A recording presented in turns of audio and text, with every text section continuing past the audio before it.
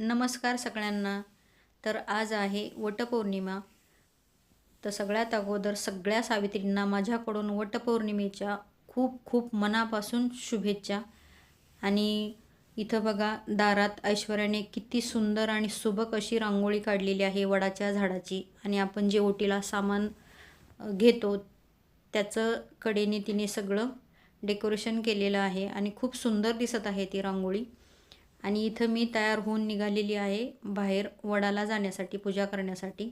त्याच्या अगोदर म्हटलं, दारातच तिने इतकी सुंदर आणि सुबक रांगोळी काढलेली आहे, तर आपण अगोदर त्याची पूजा करून घेऊया आणि नंतर आपण बाहेर वडाच्या झाडाला जाऊया.